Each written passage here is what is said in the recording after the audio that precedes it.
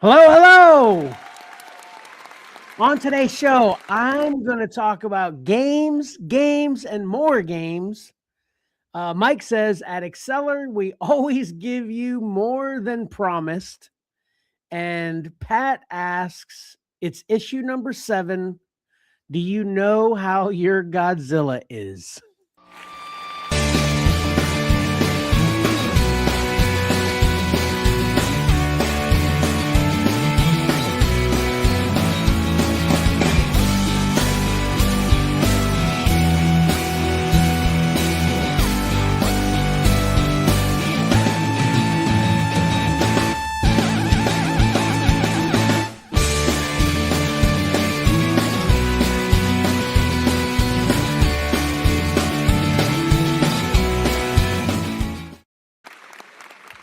Welcome to your favorite live streaming whatnotting podcast, Comics and Collectibles in the Crawl Space.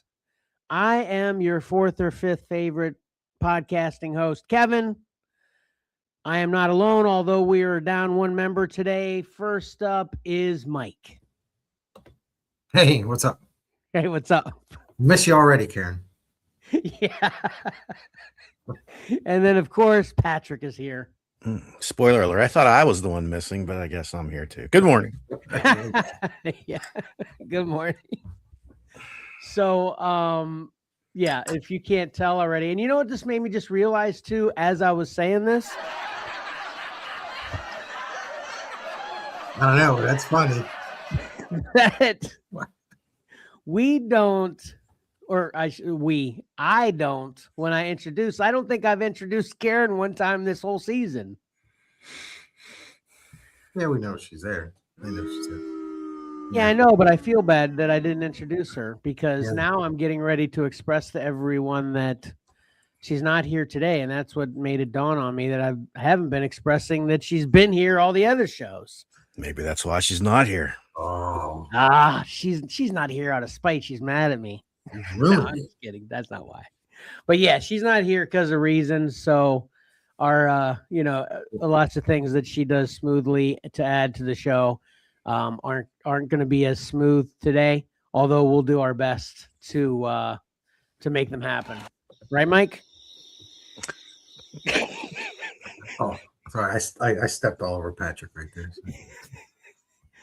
So. You know what else I realized too, now that I'm talking about things that I didn't realize until this episode too. I was totally leaving out the legacy numbering too. I added that today too. Okay. Yeah. I didn't notice. So anyway, yeah, so there's that.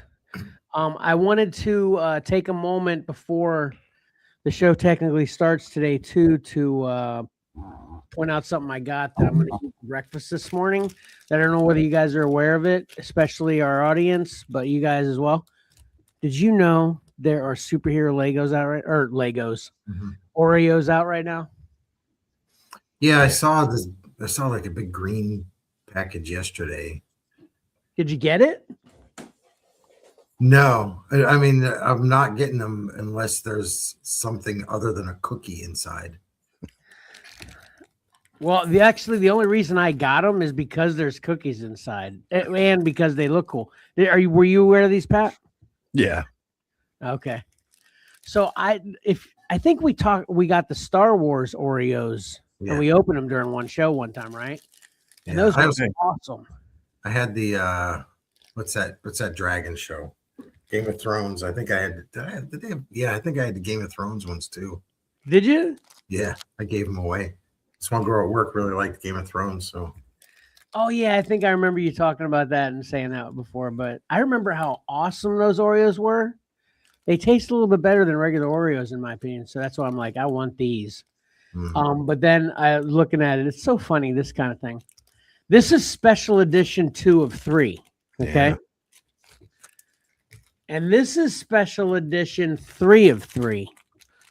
Okay. So, of course, the collector inside me, I need to know who the heck is on the cover of 1 of 3. So, Pat, Mike, you guys can help me out with that. I'd appreciate it. But any viewers, listeners that would like to help out with that would be great. But Yeah, 2 of 3's got Iron Man, The Thing, Wolverine, and Spider-Gwen, and 3 of 3 has Mrs. Fantastic, Cyclops, Cap, and Spider-Man.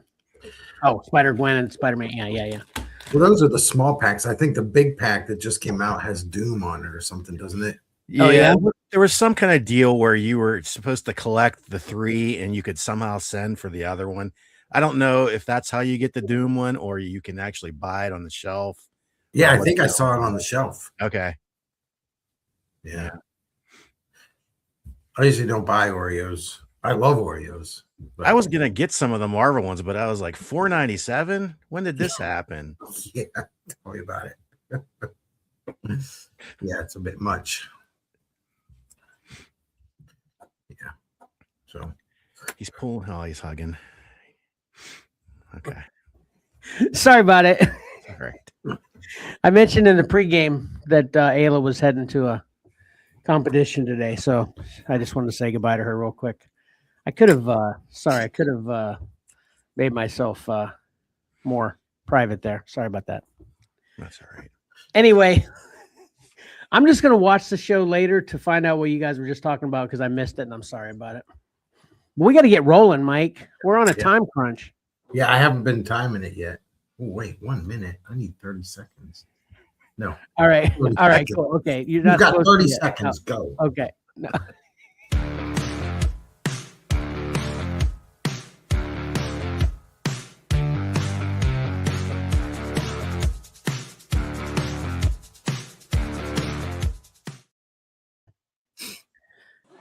All right.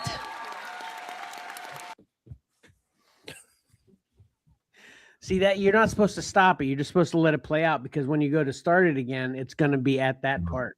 That's my problem. So finish playing it out right now. There you go. All right, cool. Perfect intro. I thought it just continue on a loop. Yeah, I know that would make sense, but I think Karen learned that early on. Okay, so like I said, I've got games, and more games. Literally, but for different reasons in my reviews today. First up, I've got the Hunger Games prequel, the Ballad of Songbirds and Snakes. Did either one of you see this? No, I never finished the first set of Hunger Games movies. Same. Is that right? Yeah. Because you didn't care for them too much, or they just got away from you for any other reason? Yeah, I think we watched the first one and liked it, but something happened. We just got away from them. Well, my recommendation on that is to revisit those because, yeah, I love the original Hunger Games. You feel that way too, right, Mike? Yeah, I'm in the same boat as Patrick, but I prefer Battle Royale to the Hunger Games, the Japanese movie. Hold on a second. You're in the same boat as Patrick. You didn't finish the first 4 Hunger Games? Correct. I saw the first 2. Huh. Wow.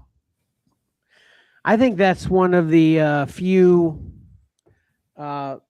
multi-movie, IPs out there that I think was great all the way through. So again, I recommend to you to get back to them and finish them all out too.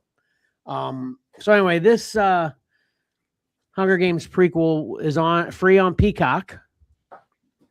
And I think this actually came out in 2024. And then I just realized recently that it was free streaming. So I'm like, I sent you a text, Mike. I'm like, hey, did you know this was out? And you're like, yeah, there's another one too. But I guess the second prequel actually comes out this year. It actually isn't out yet. I think it comes out in April this year. I don't actually have the name of that one, but yeah, this one's pretty quote unquote old, but it's the newest Hunger Games. And everything I just said about the original 4 Hunger Games, not so much with this one. I've actually got a theme with everything I'm going to review today, and it starts right here, and I'm going to say this. Man, this had such great potential to me. I was really digging it for about 75% of the movie. And then it just clunk, petered out. Ha, no pun intended. Peter, Hunger Games, get it? Anyway, it just petered out. Peter's not in this one, by the way. Did. This is a long time before the other Hunger Games. Just to let you know, if you don't know, this character on the front here is Snow, President Snow or whatever from the Hunger Games. Sutherland's character, Donald Sutherland's character. That is him. So that's what this movie's about. We're kind of seeing the rise of President Snow. I see. That makes sense. Yeah. And like I said, I was digging this 75% through the movie. Then it petered out and disappointed the heck out of me. And if I've said it once, I've said it a million times that if the ending doesn't rock for me, it totally wrecks a movie for me. I don't know if it's ever happened that isn't the case, that I love the movie so much that even a bad ending didn't ruin it for me. But this, man, yeah. This did that. And this, ruined it for me at the end. I will say this too. I feel like I don't even understand how they decide how prequels are going to go to, because this movie starts in Hunger Games 10. It's like, why not? I know we're after President Snow's history in this movie. That's what this movie's going for. But why can't we have it start with the first Hunger Games too? Let us know how the first Hunger Games came out too. What Hunger Games are they in the original, like the very first one? The very first one, I believe it's. You're gonna think this is crazy, but I'm serious. 49. It's either 49 or 74, and here's why. Because Hunger Games 2, they're having like a something that they made an excuse to bring all the Hunger Games winners back, like every 25 years they like have a Hunger Games that they bring all the other. Oh no, then it would have to be over 100 then, because I think it is every 25 years they have a Hunger Games to bring all the previous winners back. And I think there's like 10 winners or something. So it would have to be like 100 or something. So anyway, I don't exactly know the answer to your question, Mike, but yeah, it's late. Yeah. But this one I know specifically is about Hunger Games 10.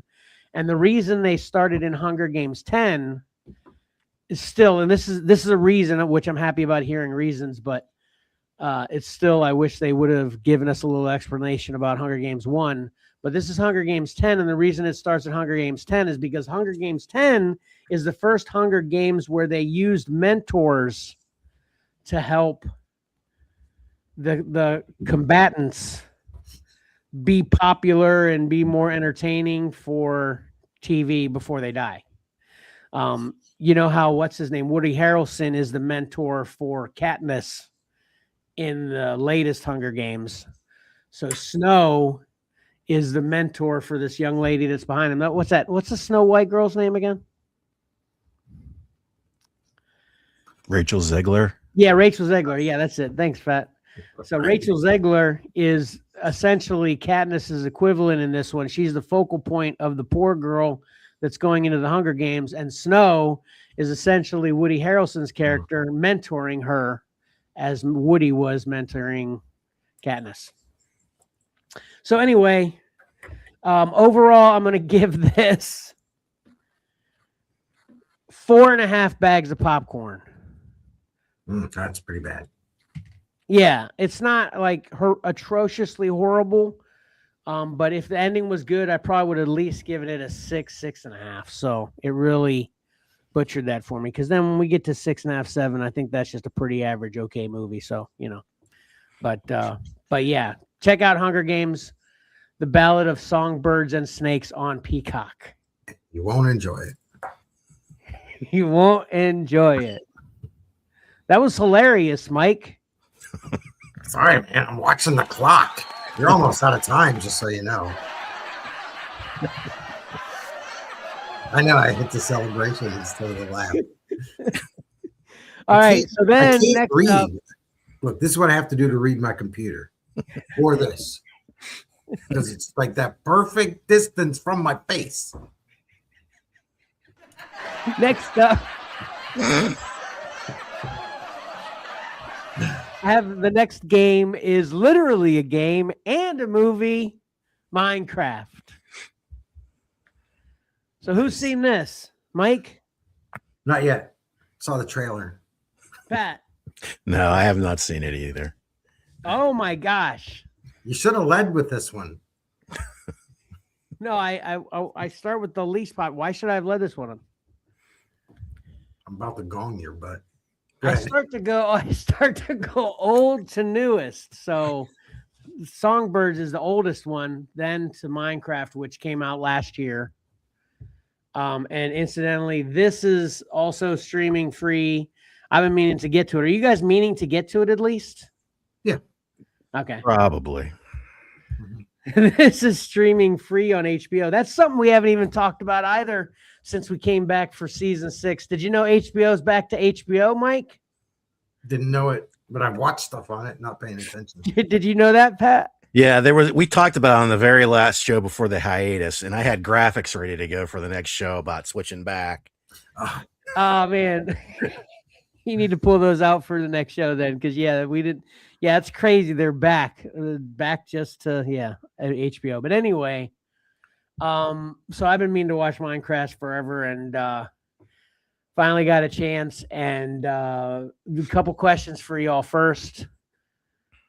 Did you guys know that? No, it's not a boat horn. It's a gong, Mike. It's a gong. Did you guys know that this?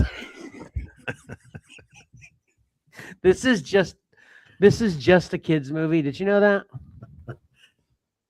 No, I didn't know that. Mike? I mean, I figured it was kind of in the same realm as like the Pixar stuff. It's a kids movie, but enjoyable. I totally thought that as well, Mike. Nope. So this is like a straight up kids movie. And that's how I'm going to define it. I don't know if anyone would disagree with that, but I think you used a good example, Mike. I thought it was kind of like a Pixar, whatever movie, DreamWorks, whatever kind of cartoon, that was kind of directed towards kids, but obviously entertaining for adults because it's quality, yada, yada. No. If I was going to judge this on any kind of adult prism, this is a horrible, atrociously bad movie. But giving this a kid's perspective, I could totally see how kids could like this. But I'm afraid I'm going to love it. And then what am I? Well, that's okay, obviously. Yeah. I said this is the season of comparisons too. I compare this to Shark Boy and Lava Girl. Do you remember that, Mike? Remember it? Yeah, we own it. Yeah, Pat, do you remember it, right? Yeah, I've never seen it, but I know what you're talking about. Oh, okay. It's the reason I compare that to that. They're nothing like each other in the way, except that it's Shark Boy and Lava Girl is just so horrible, but my kids loved it. Yes. That it started to make me enjoy it, but it's just really bad, right? That's do you agree with that in general, Mike? Yes, absolutely. Yeah. That's what this movie's like. It's just so bad. So if you're going to look at this through an adult lens, this would be a 2, right? Yeah. But looking at it through a kid's lens, and it's not trying to be anything but a kid's movie, in my opinion, I'm going to give this a 6. It's still not even good in that realm, but it's not bad if you're watching it from that perspective. I was pretty disappointed. I kind of had to reel myself in a little bit because I was like, oh man, this is so horrible. Yada, yada. But then as it just continues to be as ridiculous as kids movies are all the way to the end, I was just like, this wasn't even meant for me to watch, that kind of thing, Yeah. So, but yeah, you can, like I said, you can check out Minecraft movie on HBO free. you know, all the people that's in it. Who are all those people, Mike? Jason Momoa, And Jack Black. Jack Black. Yeah. There's a bunch of other people in it too. So yeah. Yeah, Emma Myers. Big Sebastian production. Big Hansen. production. Yeah. And then finally, I'm going to do this just really quick since I've already been gonged and boat horned and whatever the third sound was. And the last one is another game. This one's literally a game, Fallout Season 2, based on the video game. Dropped, you can see in December there on Amazon Prime. Obviously, or I shouldn't say obviously, but all the episodes are out now. There's 8 episodes in the second season. And if you remember me reviewing the first season, Mike, I was underwhelmed. I'm even a little bit more underwhelmed with this season, I think. Wow. But again, following the theme that I mentioned earlier, midway through this season, maybe a little bit past midway, I was like, man, this is so much better than season 1. This is great. I was loving it. Yeah. But then the last 2 episodes just went again. I was so irritated, but yeah. So I'm going to give Fallout Season 2 4 bags of popcorn. I think I need to revisit what I gave Fallout Season 1. I think I might have given that like a 5, 4.5, 5, something like that. But I'm going to keep watching it because it is a video game. It's post-apocalyptic kind of show, which is my jam, and it's one of Tyler's favorite things. But man, it's just, in my opinion, not good. So anyway, you said it was like 8 episodes? Yeah. Do you feel it would have been better if they had just done 4? Like there's filler. No. The way they end it is just not good for me. So even if it were shorter, I still think I would have felt the same way. Although I think a couple episodes were kind of pointless. Yeah, I think that might be what you're getting at. But even the end was still so bad. Even if that was the case, it wouldn't have mattered, you know. So yeah. Right. Did you watch any of these, Pat? No. So yeah. There you have it. That's me. All right, sweet. Thank you.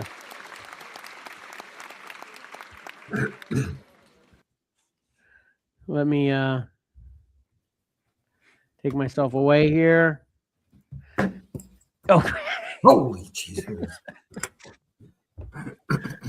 All right, let me see if I can do, or me and Pat can do better than you and Pat did for me for your segment here, Mike. Are you? I was on point.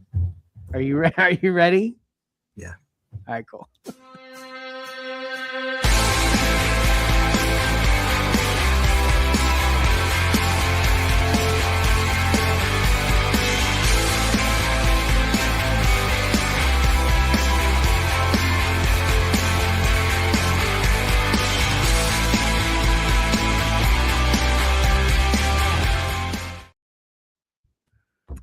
All right. Here we go with the all new, all different pick 3. And as Kevin said at the beginning of the show, at Exceller, we always give you more than expected. I've got to blast through this because I have a lot. I have more than 3 because the industry is on fire right now, as you guys are aware. But we're going to start with stuff that nobody's really, I haven't seen too many people talking about yet, is Comics the Magazine #1. Awesome cover from Nick Dragata. And so, you know, we all remember Wizard and Heroes. Yes. This is kind of in that same vein, but not as extensive. This is a 32-page magazine. I don't know what size it is. I just thought of that right now. Is it going to be magazine size or the traditional like Wizard size? It's $2.99, so it's a great price. And this issue obviously starts off with interviews with Nick Dragata and Scott Snyder concerning Absolute Batman. So I'm really excited about this. I think the industry's needed a consistent magazine like this. Did you say who's putting this out? I didn't. I don't know who's putting it out. I didn't. Yeah, I wonder what the interiors are like. Because wasn't it like when Wizard first came out, or what was the other one you said, Mike? Hero? Heroes. Yeah. Yeah, when that first came out, it was newspaper inside. It was like newspaper stock inside, right? It was like old comic stock, right? I don't know. I always remember them being the glossy pages. I think that was when Wizard came out. Pat, do you remember that at all? I don't remember them being on like newsprint. I remember them being glossy. Yeah, Okay. Wizard was first, and then Heroes. Back in the 80s was Comics Values Monthly. You guys remember those? Did you say Wizard was first before Heroes? Yeah. Damn, come on. I would have guessed. I would have, if you would have asked me, I would have guessed the opposite on that. Oh, okay. Yeah. But Comic Values Monthly is in the 80s. Man, I loved that. I read that and studied it every month. Anyway. Yeah, they're a whole nother thing that's cool to read every month. I completely agree with everything you said about this book, Mike. I'm excited. Yep. All right. Let's see. Next up, Star Wars Shadow of Maul. Number one. I picked this cover, the Dan Panosian cover, because I like it best. And I'm not getting this book because I'm not getting any of the Star Wars books anymore. But if I were to get this book, this is the cover I'd grab. That is cool. That is very cool. Yeah, I can't tell if it's a 4-issue or 6-issue series or ongoing, but it's a prequel set before the events of the upcoming Disney show. So if you're looking to watch that, you may want to pick this up. And written by Benjamin Percy. Dagger. Art by Madabik Masabeko. Dagger. What? We talked about how I was excited for this to come out, and this is going to be before that. Dagger. Yes. So I should read this. Yeah. All right. Fine. Yep. I will. All right. Next up, this one's when I this first hit my radar, things weren't going too crazy with it. But like I said, man, the industry is rebounding here. And I think the speculators are going crazy right now, and I'll touch on that in a little bit. But this is Nectar, number one. It's a 4-issue miniseries from Vault Comics. Jeremy Robinson's the writer, and Apollo Martella is the artist. I think she's from Italy. Currently, it's sold out everywhere. It's selling for $15 to $20 on eBay if you are wanting to get a copy. I don't see anything yet for a second printing. I mean, it doesn't come out until the 4th, but when things sell out at the distributor before they're released, they like to get that next printing rolling. So basically, this is an island with strange butterflies that spread the dancing plague, and they crave blood. So they're kind of vampire butterflies. That sounds pretty wild. That spread the dancing plague? Yeah. So when you get bit by a butterfly, you dance around all the time? I imagine that it's not like, I get your joke, but I imagine it's more like a uncontrollable thing, and it's not going to be very pretty. I imagine. You're not going to be. Does it come off like a serious thing or slightly humorous? Yes, very serious. Serious. Look at that cover. It's horrific. I do love this cover. That's for sure. Yeah. Yeah. And then I love these covers. I've ordered both of these. I don't know, Mike. She's looking kind of just literally dancy. Son of a gun. I didn't even put that together. You're right. So I was. Sorry, I'm trying to do sound effects. I'm sorry, Mike. I was able to get this 1 in 40.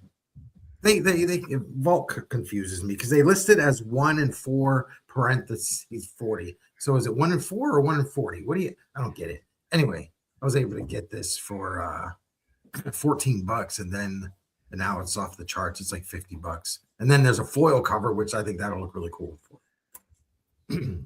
Wow, this is awesome. So, and like I was saying, right now, the people are going kind of nuts for some of these independent books. Like I said, this is sold out at Midtown. Midtown, you can get a blind bag. They have a foil blind bag there. It'll run you almost, I think, $7-8.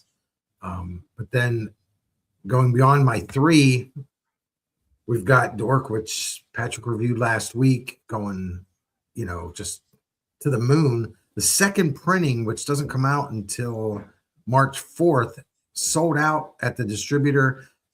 It's already selling. People are already selling it for 20 to 30 bucks. I mean, those are sale prices. Those are real world sales that have gone on. For the second printing. For the second printing, which isn't even out yet, since it's sold out, the third printing has already been released. Those you can get those. I think people are already starting to pre-sell those on eBay. What's the first printing going for now? If the second printing is going for that, 80 and up. Dang, And that was yesterday. I looked. It could have changed overnight. So there's the big argument. It's just speculators selling to speculators and all that crazy. But hey, it's generating interest. It's moving books. It's trading money and well, I'm sure Pat's review moved the needle a little bit as well. Yeah, and it's putting Brett Bean on the map. I mean, holy cow, this guy has got to be just over the moon with excitement. Yeah, his line at the next convention he shows up at is going to be around the block. And then that leads us to the next big spec book that everybody's kind of going nuts for is White Sky. It's already sold out and gone to a second printing. And we've got, it's sold out the day of release. The first printings are selling for 45 to 55.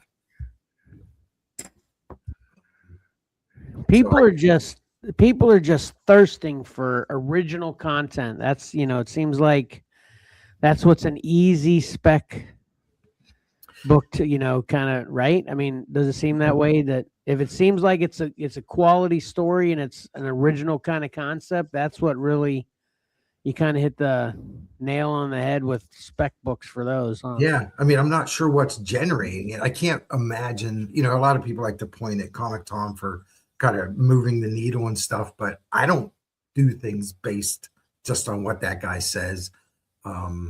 Sometimes he'll bring certain things to light and you'll be like, oh, I didn't know that. And you'll find it interesting, but I don't think one person can shift it to this, where, $80 for Dork and $55 for this. And it just came out, Well, when you have Comic Tom and then you add Comics and Collectibles covered all these as well.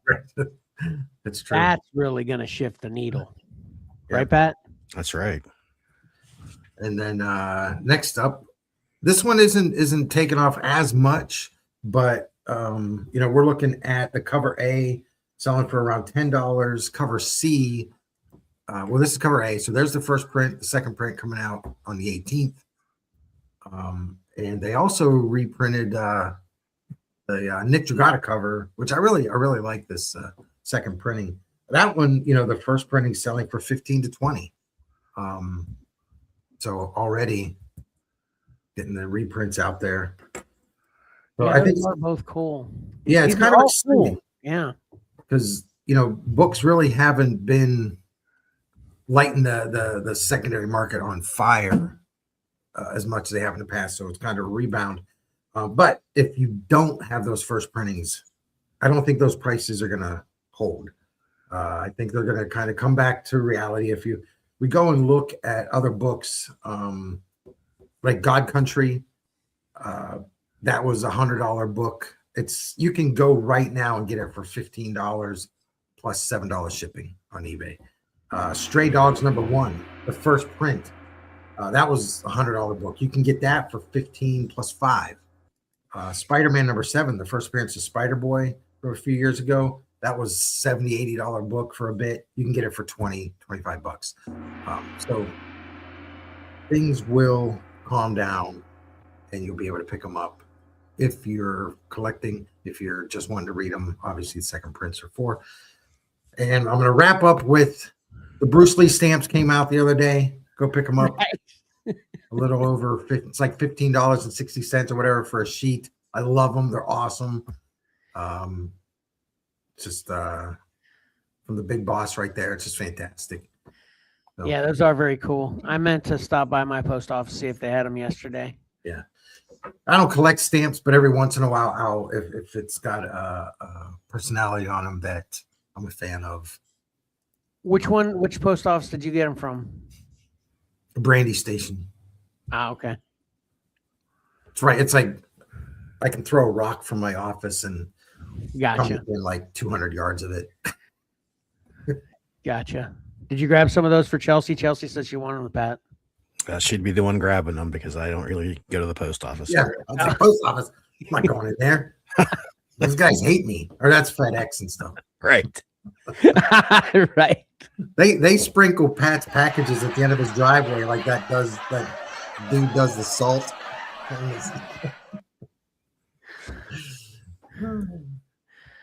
Well, that was great, Mike. That was a lot of information, and you almost did make your time. So good job. Yeah, I was talking fast. Yeah, you were. You weren't like doing it like it was crazy obvious, though. You know, but you could tell you were a little speed there. I've heard people listen to our show on 1.5 anyway. So remember Johnny said that when he listened to the show. Yeah. All right, cool. We need to shift this around. I think this might be the first time this season that we all have a review, Mike. Yes. I have a review. Sweet.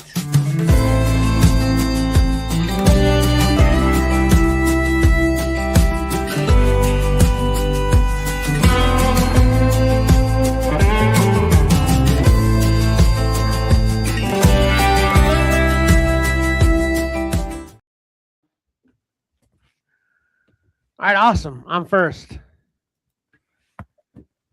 Somebody's got to run a timer on me. You know, I'll get away. I'll get way away. Yeah, let me pull up my thing here. I read The Last Wolverine.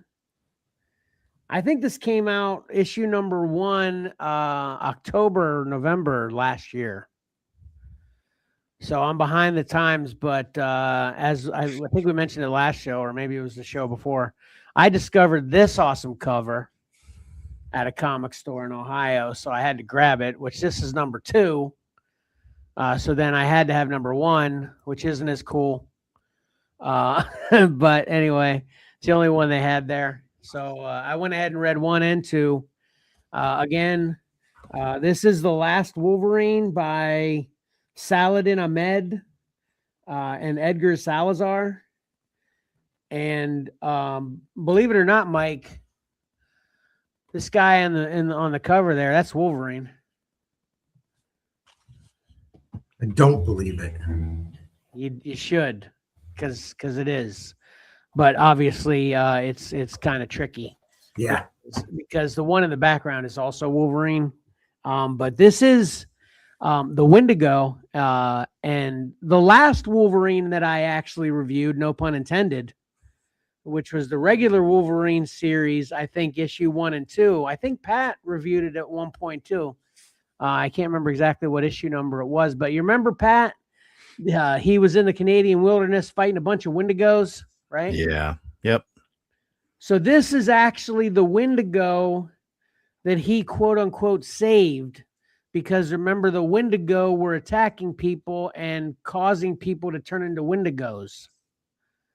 So this is a kid, his name's Leonard, that was actually turned into a Wendigo that Wolverine saved, that takes on the moniker of Wolverine because, as you can see on the spine of this, the current crossover amongst all Marvel titles is Age of Revelation. And this is Age of Revelation number 1. Or I don't know if actually they're numbered. I shouldn't have said that. But anyway, so Revelation is actually this character that is kind of a mutant leader right now because a mutant gene bomb went off in the United States, and the whole East Coast and Canada East Coast as well, I guess, is all affected. And basically what this does is it can kill you because it's so powerful, but it also didn't kill everybody, and anybody who survived turned into a mutant. Okay. and Revelation, as you can imagine, if that would happen all out of nowhere, there'd be a lot of mayhem and craziness and murder and all this stuff. Revelation is a mutant that became kind of the leader of protecting new mutants because of this gene bomb. And but it turns out he's not exactly a good guy. So that's where it kind of gets complicated with this whole Age of Revelation thing. It's like some people think he's good, some people think he's bad. He does good things, he does bad things. And he's kind of got a weird power too. He has the power to make you not be able to communicate, which I thought was kind of weird. But I guess it's effective for shutting people down, I guess. But anyway, so Wolverine is in the back. Leonard, the new Wolverine, is the front there. And when this gene bomb happened, they were kind of a team as Wolverine and Wendigo helping people. But then Wolverine lost his mind. And then Revolution made him unable to communicate. So then he started attacking Leonard Wolverine, Wendigo Wolverine. And now Wolverine's like a bad guy. He's still alive. But Leonard is the new Wolverine, saving people in an area that's not infected by this gene bomb. He's just basically... he kind of came off to me like a friendly neighborhood Wolverine, like a friendly neighborhood Spider-Man. Like he's taken on the moniker of Wolverine to help people in this town, but just this town. Incidentally, Kurt Wagner, aka Nightcrawler, lives in this town as well. But Revelation affected him too, and he's kind of normal now and doesn't look anything like the Kurt Wagner we know.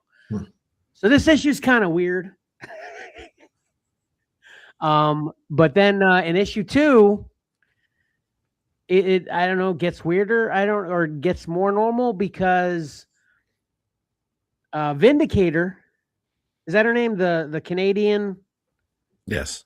Did I get that right? Okay, Vindicator shows up, and apparently Wolverine, Logan Wolverine, and Vindicator, female Vindicator, I can't remember her name, like Heather or something. Yep. They're married.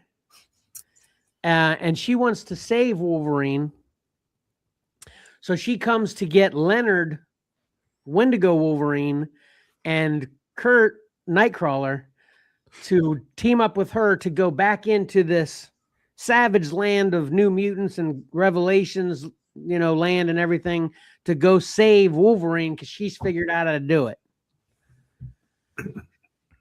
And then whenever they get into this savage Revelation leader land, Nightcrawler becomes the Nightcrawler we know again. Like the gene bomb is still the fallout of the gene bomb.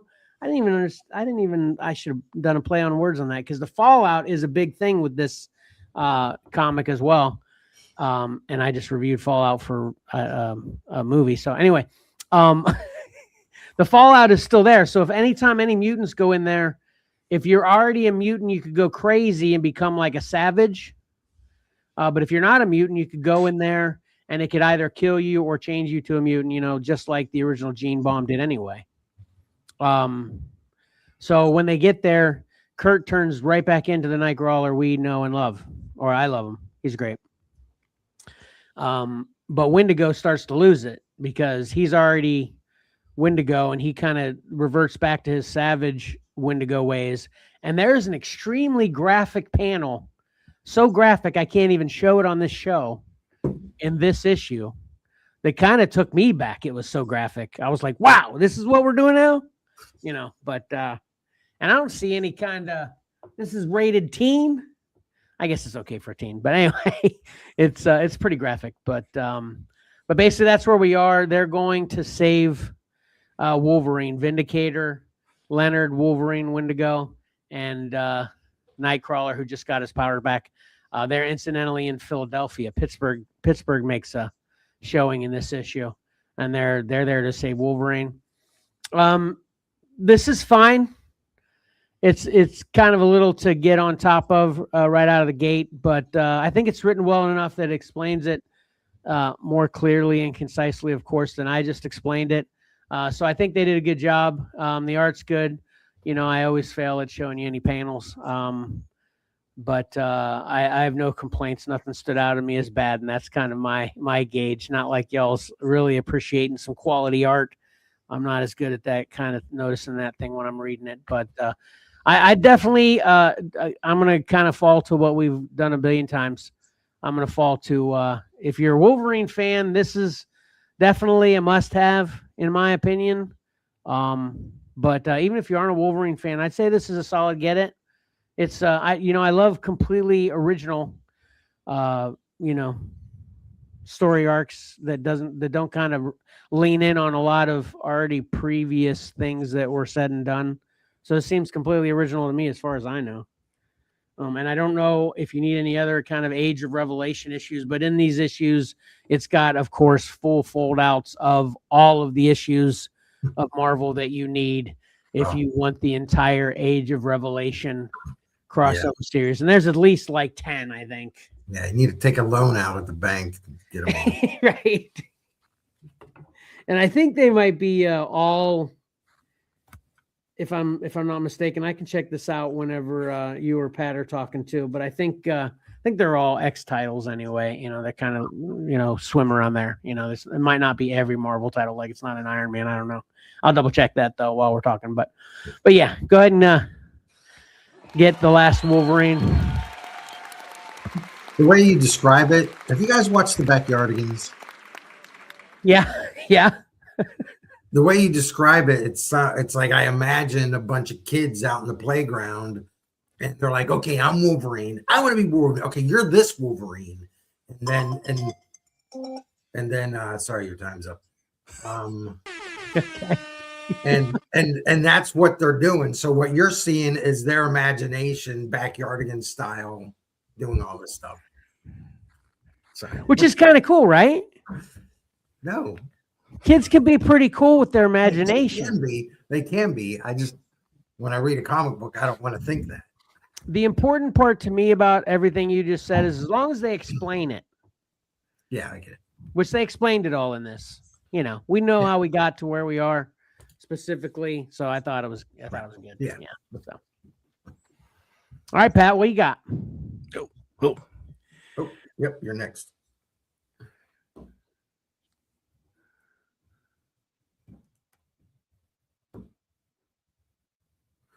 Oh, I should have started with my Pat. Are you ready? Yeah, because you're on the clock, dude. I'll reset it. Cancel. Pat? I guess Did you know he had to read a book before the show, not on the show? Oh, I didn't realize I was muted. I'm here giving my whole review. I wrapped it up succinctly under my 10 minutes, and now here we go. Now you're gonna get gonged even though you completed once already.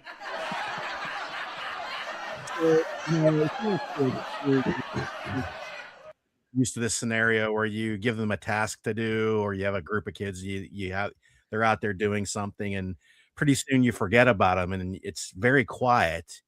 right. Could be trouble. Yeah. Right? So I realized that I had 7 issues of Godzilla sitting around. Oh, Godzilla, the Kaisei era from IDW. And I thought, I better check this book out, see if it's any good, because I'm 7 issues in already, probably 8 or 9, actually. Man, I dig those covers though. Yeah, I think what ultimately tracked me in this kaiju trap is the Art Adams cover for #1. That started the ball rolling, and I just continued picking covers here and there. Like #2 is Jorge Corona. I think 4 is Steve Scroce, however you pronounce his name. Right, Mike? Yeah, I like these a lot. Yeah, the covers are great, right? Yeah. Foreshadowing. Yeah. So yeah, this is issues 1 through 4, $4.99 cover price, IDW. Writer is Tim Seeley, and the artist on this, and I'll probably get his name butcher his name totally here, is Nikola Sizmezja, Yep, butchered it. something like that. He's a Croatian artist. He's done some Batman work. He's done work for a couple major companies, but he sort of has that manga influence to him. So Godzilla and the kaiju have been on Earth since 1954, and they continue to be a problem. This is sort of like an alternate timeline where cities have been destroyed, walled off. Kids are being born with Kaisei powers. They're called G mutants. G-Force has global branches throughout the world to combat the kaiju. And I think our main protagonist in this book, we're supposed to be following along with, his name Jason. He's an orphan. His family was killed by Godzilla. He's recruited by the U.S. branch of the G-Force because he is a G mutant and he has Godzilla-like kaiju powers. And the This sounds like my book. Are you sure you didn't read The Last Wolverine, Pat? could be. But G-Force is sort of like G.I. Joe. All the individuals in G-Force have like some special power, especially like there's a demolitions expert, a pyro expert, a psi agent, things like that. Yeah. And they also have a Jet Jaguar. You kind of see him there on the corner of issue number 2 there in the lower cower. He can be normal size, human size, and he can grow to gigantic proportions. Just they kind of pick and choose from all the Godzilla lore. I guess they're allowed to use whatever characters they want, and they're using Jet Jaguar. They say he was gifted by Japan to the United States, and the weird thing about him is he can only communicate by singing his theme song from a 90s TV show that they made on Jet Jaguar. So it's very weird. It's like a Groot situation. He's basically always singing snippets of his theme song to communicate. That's hilarious. So they're recruiting this new kid, Jason, and you're sort of supposed to follow along with him. Meantime, something is riling up all the kaiju on Earth, and it seems to all be connected to this new kaiju named Lament. They keep making a big deal out of him because he can speak. It's like every time they talk about him, Lament, the kaiju who can communicate or speak, and it's like, okay.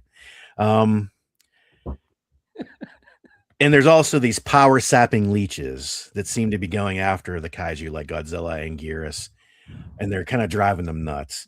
So the premise so far, it's okay. It's all right. It's interesting, but the storytelling is a little clunky. Shortcuts in the story are being taken, but they're not. You don't see what's happening, or they're not explained to what's happening. I don't know if that's a fault totally of the writer, Tim Seeley, or it's a shortcoming of the artist, because that's the other point I wanted to make is Nikola Sizmezja. He's a bit shaky. You can tell he's using like digital manipulation in places, like he does like effects where like the camera's supposed to be vibrating and it's just like a blurry image, and it just doesn't work a lot of times. And he's not great at drawing machinery like tanks, planes, buildings, robots, and that seems kind of important in a book like this. Right. Yeah. Tanks and buildings important in Godzilla books. Yeah. His characters are very manga influenced, but even then they're kind of like hit or miss. Sometimes they look good and on model. Sometimes they get a little wonky and strange looking. So I know he's on 5 and 6, and there's maybe a guest artist or something that I have on 7. I didn't get a chance to read them all, but the story, like I said, is okay. I think it could be building up to something a little interesting, but the art is just inconsistent. I mean, maybe maybe he'll find his groove sooner or later, but I don't know if I'll be here sooner or Right. later. So this, get it or forget it. I don't know. I'm leaning more towards forget it. Unfortunately, at least I've got some cool covers. Oh, that stinks. I usually stay away from Tim Seeley books. He wrote Revival, which I've got them all, and I tried reading that, and the whole concept is really good, but I was just bored, lost, all over. I just didn't enjoy it at all. And then they went and made a TV show out of it. But yeah, so it might be just the way Tim Seeley writes. I have read some things I believe by him that I thought were decent, but it's been a while, and this is not. You're kind of leading me towards maybe it isn't the artist's fault. Maybe it's some problems with the writing. I don't know. Like it's same thing, good premise, but it's not all coming together yet. Yep. So, Pat, since you got a couple minutes left, let me destroy that for you by asking this question. So would you not get a book if the story was good? If the art is bad? Do you need both to want it, or could one or the other win you over? Yeah, this gets into that whole conversation because Todd just reared his ugly head again, talking about the artist is the important part of the comic book. Started this whole discussion all over again, and my answer is always it's both. You need both. Gotcha. So either or could make you step away, regardless of how good either or is. Yeah, for me at least. How about you, Mike?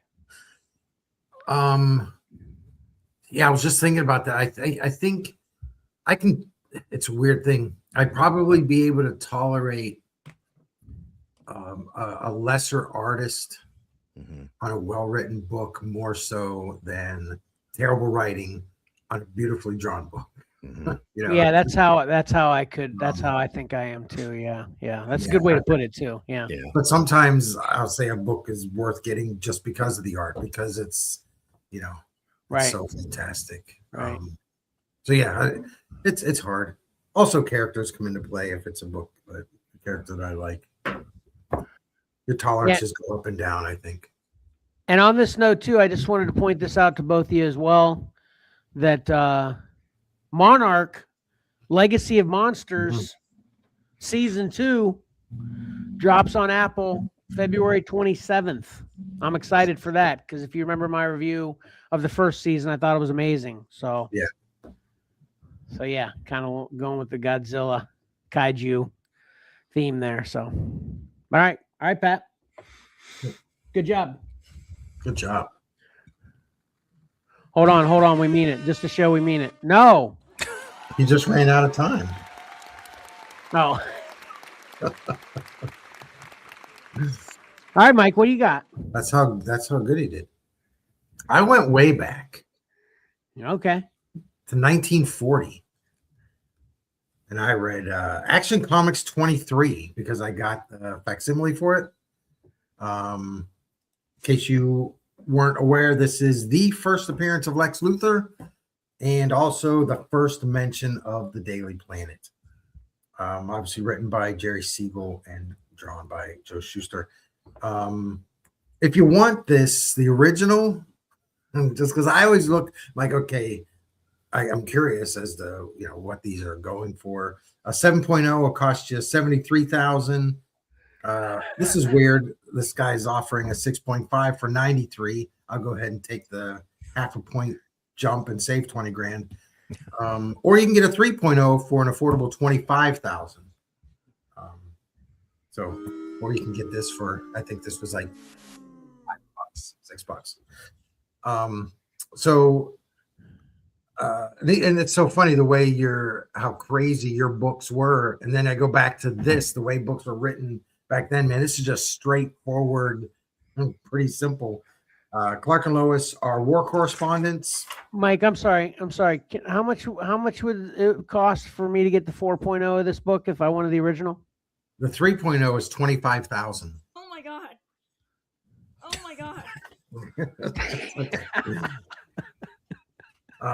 Anyway, sorry. Yeah, so the war correspondents for the Daily Planet, they're over in Europe, covering this war between two fictitious factions there. They interview a general for one of the warring factions. He agrees to a white flag truce to discuss peace terms, which is great. But on the way to that meeting, officials from the opposing side are killed, and it turns out the general is under the mind control of Lex Luthor. Oh boy. Yeah. What? So Superman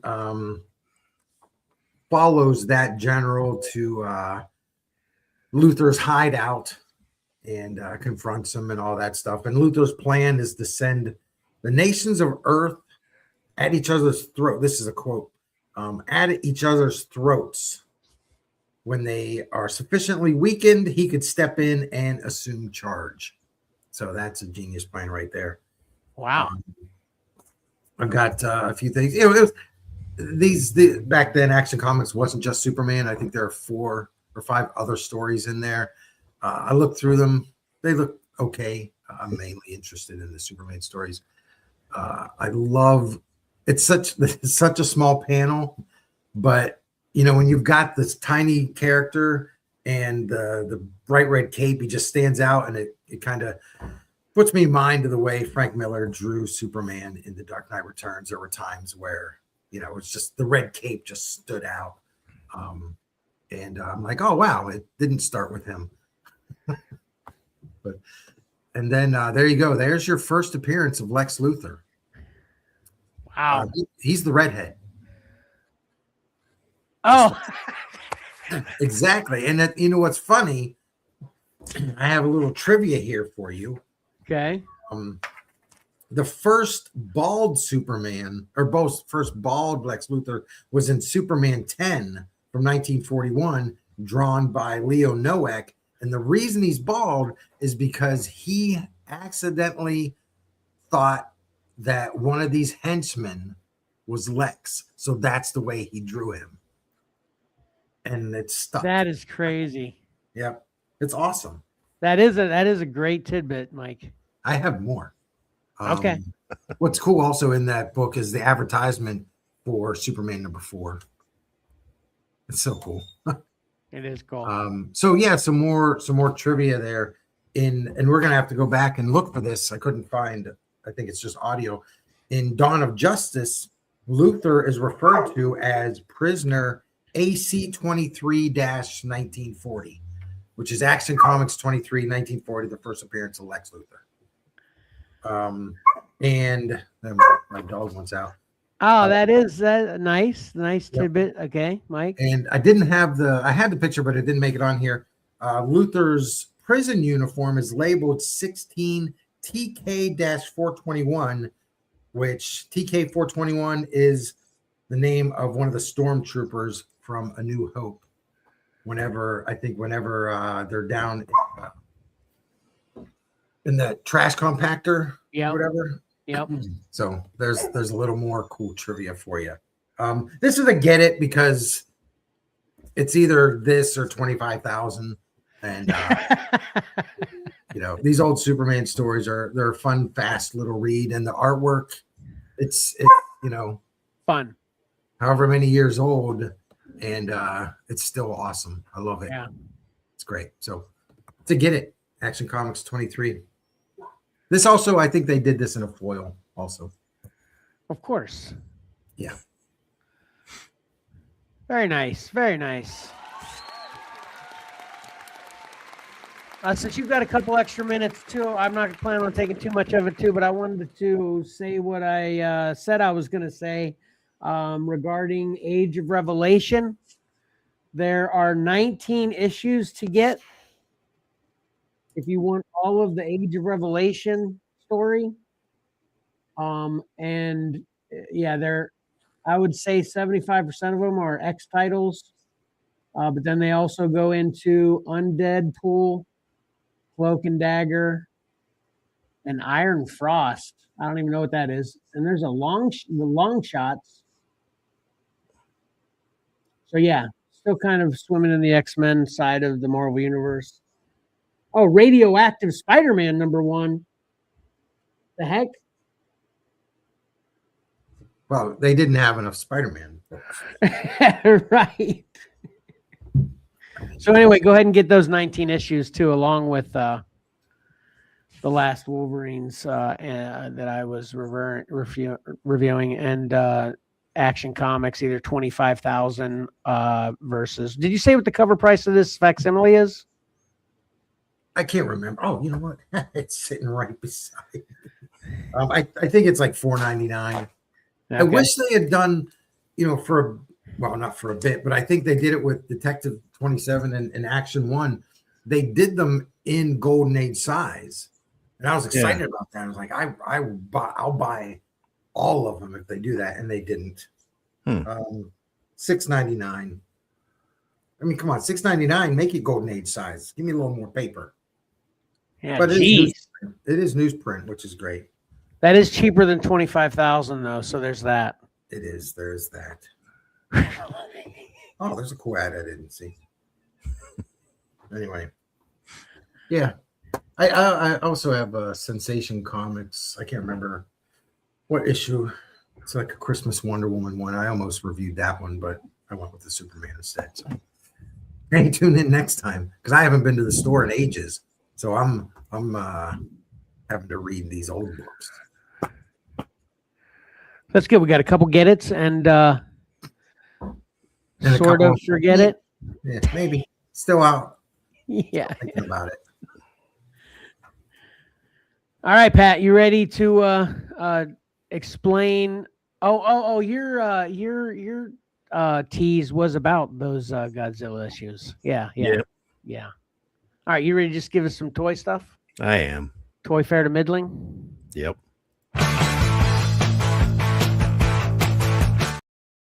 That is not it, though, Pat. That's not it. Just to say, it didn't sound familiar.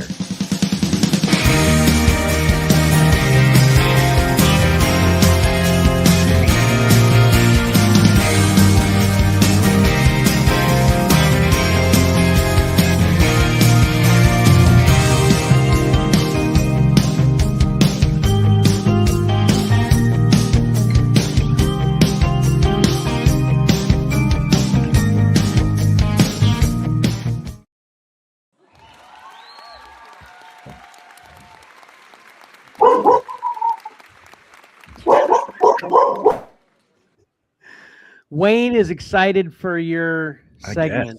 Yeah, he should be. Well, maybe he's anticipating all the exciting things that come out of Toy Fair. But this year, I don't know. Not so much. I don't know. Let's start with we kind of talked about the Marvel live stream, and they showed a lot, the new Secret Wars and everything like that, but they held a little bit back, but not very much. And this had actually been talked about before the live stream that week, which was this Punisher Hulkbuster figure, which is kind of cool. There he is. You should see he's a big, oversized, beefy figure. That is there he is. Cool. Everything it comes with.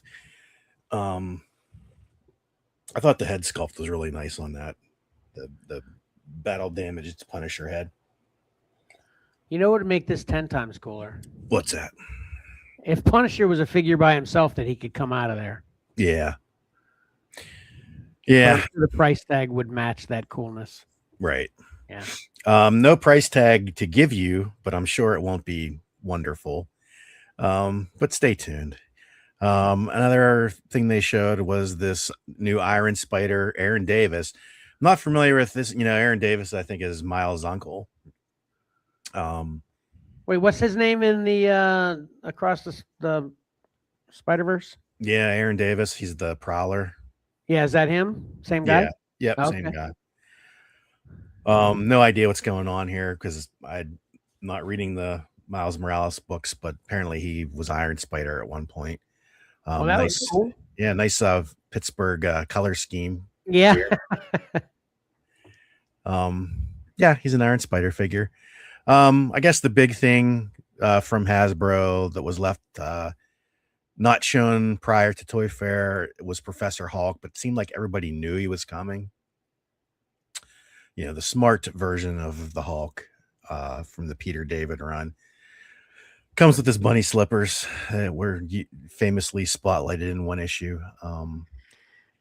There he That's is funny. with them on, and there he is with everything you get. Swappable head, removable glasses, a couple different fists, and his bunny slippers. I don't know if I'm a fan of this version of Hulk, but that's a pretty good action figure. Yeah. I am a fan of this version of the Hulk. I love that run. Is that right? Okay. Yeah. I like the Smart Hulk. Not a big fan of the bunny slippers, but okay, sorry. I have a little coughing fit here. Assuming that those would be too big to put on your other action figures, though. Yeah. All right, we'll hop over to leave Hasbro and go to McFarlane. He's continuing his Rivals statues. I know, Kevin, you're a big Rivals fan. Yes. The bottom row there, they've already been released. I know I've seen Hulk, and I've seen like the Platinum Venom, which is white. Looks like there's actually a third one there. That one looks blue in the background. Yeah. But these were the new releases on the top row there. I guess the up and coming releases. You got Jeff and Magneto, Cap, Thor, and Doctor Strange, and also see along the front there they're doing a series of keychains, like bust keychains of the figures as well. Ah, those are awesome. I actually shared a video of an influencer sharing all this to we've got a little me and my kids have a little Rivals family chat, and I shared it in there too. And Ty already has the Venom, but I said easily if I could afford it, I would want this whole line because they are so awesome. Yeah, I do think they're pretty cool. And actually seeing it, well, the thing about them is they're in the 1/6 scale, which the 12-inch tall, and they're $60 retail. So that's tough. Yeah. Collect them all. But I did see, seeing the Venom in person, I was like, and I saw the Platinum, the white one. I was like, man, that's a cool sculpt. I'd like to have these, but I'm not going to. Yeah, that's where I am. If I get anything, it'll be Cap. If I got a second one, it'd probably be Magneto. But these are all great. Yeah. I can't make heads or tails of Spider-Man. I can't figure out what he's doing, how it's connected. Yeah, sorry. Just because there's so much, I don't have individual shots of a lot of these things, but he's sort of doing a pretty McFarlane-esque pose there. His legs are spread. His left hand is out in front of him, shooting the web, and his other arm's behind them. The blue kind of gets lost in itself. Yeah. Okay. He looks big and lanky, though. He looks a little lankier than we imagine Spider-Man usually, I guess. Yeah. Yeah, his legs look longer than they should with the size of his head, basically. Yeah. Throwing me off there. And one recurring theme talking about the blind bags is talking about the keychains is their blind bag keychains. Hate that. Dadgummits. And that's a running theme for McFarlane. He's jumping on the blind bag bandwagon for everything, which is annoying. Yeah. Sometime, I don't know when, prior to Toy Fair, it was announced that Todd is now owner. He bought the rights to Q-Figs. I don't know if anybody remembers Q-Figs. But I think you got a lot of them free in loot crates and things like that. And then they started going to Walmart. They were on Walmart shelves. I have quite a few of them, but he's doing Marvel, he's doing like his classic covers again in the Q-Fig style. And I think, well, we'll get to prices in a minute when we talk about the DC stuff.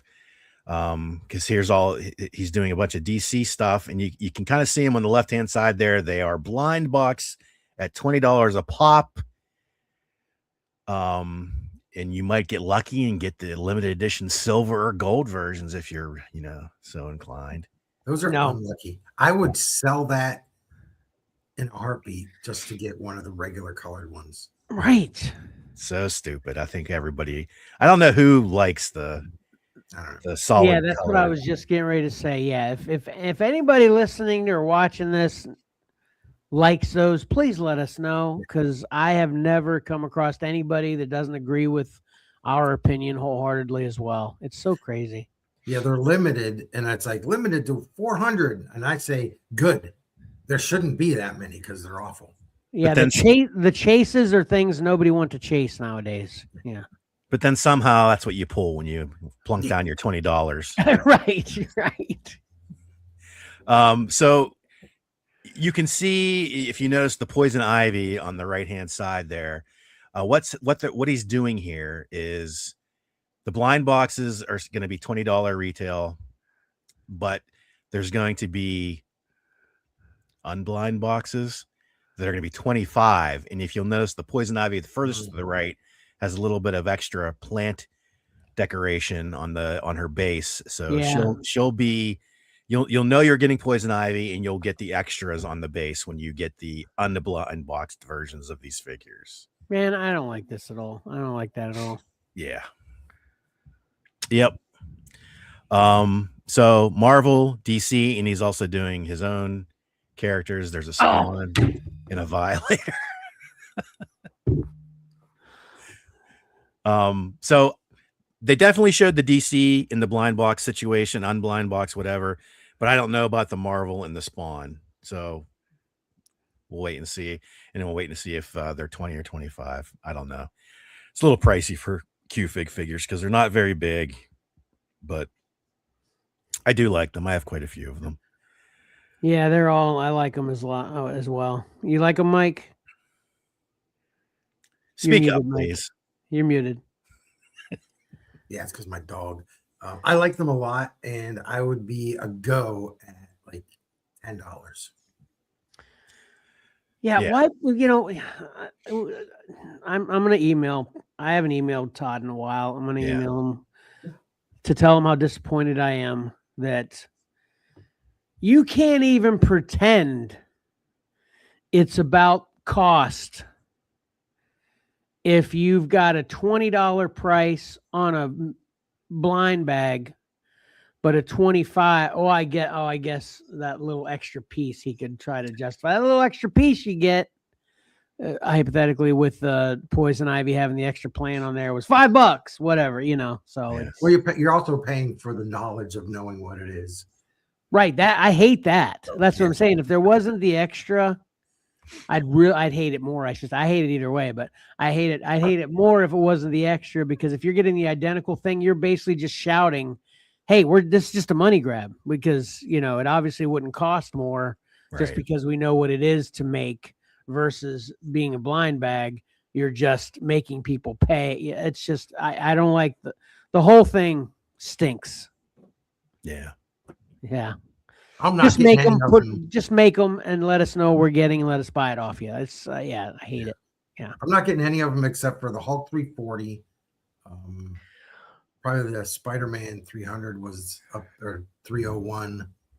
And the other Hulk. Yeah, I'll probably get those. That's it, Todd. Jerk. You know what? The Spawn number 1, that thing looks awesome. If he does the one where Spider-Man's punching Hulk, I'll pay double. Look at that Spawn number 1. Isn't that great? That's awesome. Yeah, I don't collect Spawn stuff. I like that Spawn, actually. And I actually like the Hulk too, because it actually looks like it's done better than the big statue that came out last year. The letters look more actual 3D in this version than they did on the larger realistic that was released last year. Can we see the DC one again? Yeah. Yeah, I mean, those are good too. Right, Mike? Except for the gold and silver plain ones. The rest of them look good. The man bat is really cool. Yeah.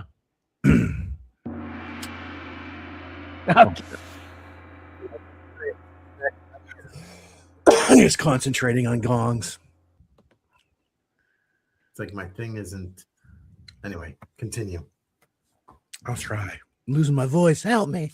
You're going to see a recurring thing here. Some of the stuff we missed while we were away, but it relates to some of the stuff I'm going to show.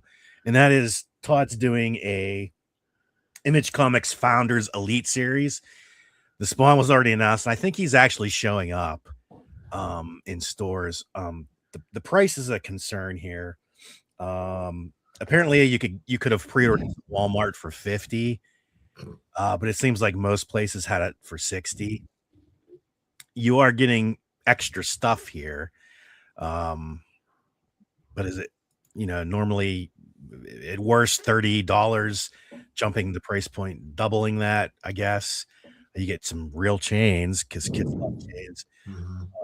You get these elite points, which I didn't bother to look up and see what you can do with those, but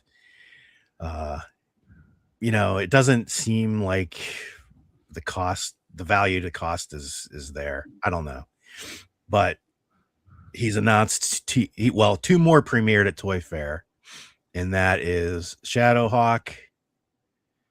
You can see his little extras there, and Savage Dragon, which the for the first day all they showed was this head with the Fu Manchu mustache, sunglasses, but then they did reveal later on that that's an alternate head, so you can swap heads. Look at the little sunglasses down there. It's pretty cool. That's pretty cool. There hasn't been a dragon figure in a while. The last one McFarlane did was very disappointing. I didn't like the sculpt at all. He was very, he kind of lean into Eric Larson's depiction of the dragon, where he's sort of like Hellboy. He's all head and shoulders, and he's spindly legs, and they really went for that on the last McFarlane figure, and too much veinage in the neck and stuff. It just looked really bad to me. This one, I like this one a lot, but do I $50-$60 like it? I don't know. Hopefully we'll see these things on clearance. They should treat them kind of like, Whoppers. When you go to Burger King, for extra, you can get cheese. Just sell me one of these without all the dooflingies on there for a lesser price. Give me options. You should work for Boss Fight Studios, Mike. Stay tuned. The dooflingies? Are those dooflingies? Yeah. Is that Now see, I hate that. I hate when you go to Sheets and they nickel and dime you for every little thing they put on your sub. It drives me crazy. Just give me a price and let me put whatever I want on there. Unpopular opinion, go to Wawa. It's better. Wow. Well, you don't have a Wawa. He doesn't have Wawa. Betraying his Western Pennsylvania roots. Wawa is a Pennsylvania place too. Not Western Pennsylvania. No. They were in Philly. Yeah. You've lived in Virginia too long now, Mike. I can't say anything. I've never stepped inside a Wawa. I have no idea. It's basically it's one sandwich that I get. Their chicken salad on a roll is so good. I've got the perfect recipe for it. I'll send it to you. I'll send you one in the mail.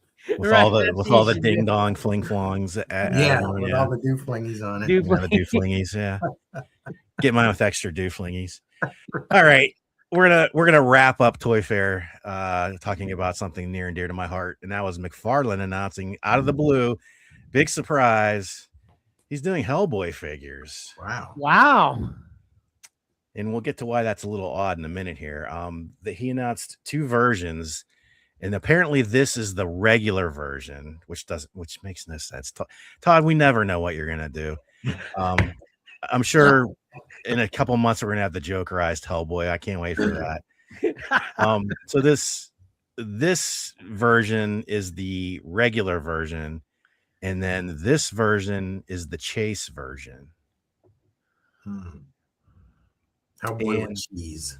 Yeah, and we don't know again the price, but I'm gonna guess it's right in line with the Image Founders Elite, and it's gonna be $50 to $60. I don't know. The weird thing about this is while we were away on hiatus, Boss Fight Studios had the big announcement that they were doing Hellboy figures. There's their Hellboy. And again, we know the price of these Hellboy figures. They're $60. And he comes with no doodads or I can't. What's your term? Dooflings. Dooflingy. He only comes with a gun, no other dooflingies. But you can buy an accessory kit for an extra $20 that gives you two extra heads, a closed right hand of doom, and his trench coat. Yeah. Options. I like that. Okay. But that's $80 now. That is true. I like this figure. I like this sculpt better than the McFarlane one. Yeah. I like really all three of clean. them. They're all different. Yeah. I mean, obviously they're all different, but they're all appropriate for whatever they're targeting, depending on what, is it the movie? Is it the cartoon? Is it the comic book? You kind of cover the gambit with all of them. Yeah, it's pretty much, it's all comic based. The painting and the shading on the McFarlane I don't love, and the plastic looks cheap on his right hand. And he went a little too hard, I think, on the 6-pack. Yeah. I mean, it is that way, but it looks, especially in other shots I had of it, looked a little weird. Yeah, that looks so much cleaner. So nice. Yeah. Sounds better. Well, there he is. I didn't show that. There he is with that's all the dooflingies that he does come with. Yeah. And they're not just doing Hellboy in the boss fight line. Lobster Johnson was also announced, and there's really everything he comes with. And that looks great. And Gurugach, who's like this little pig demon, and he comes with all this stuff because he's a little short figure. He gets an extra, get a little chest and chalice and big mallet and stuff. So yeah, I guess it's a good year for Hellboy figures. I didn't pre-order the boss fight. I was like, God, man, $60 a pop. And I love my Mezco figures. I should have pulled up a picture of the Mezco figures that came out, 20 years ago. They were so well done. But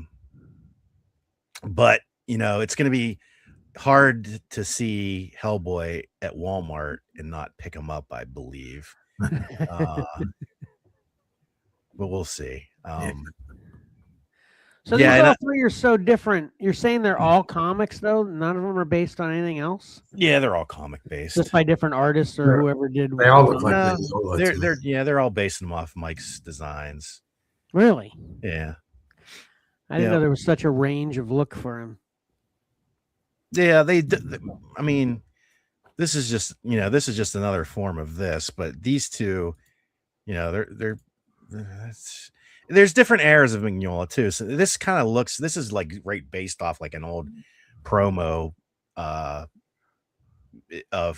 Hellboy way back in the early 90s. So they kind of nailed it. And that's the thing. His style changed. So it's, when do you grasp that, what you're doing here? Todd, these sort of look more modern, where very skinny with a sloping shoulders look, where this sort of looks a little bit earlier Hellboy, but it's still all Mignola comic book based.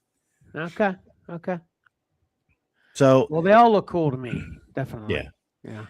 I obviously have already hit my limit. I purposely save stuff. I think we'll do Toy Fair Part 2 next week.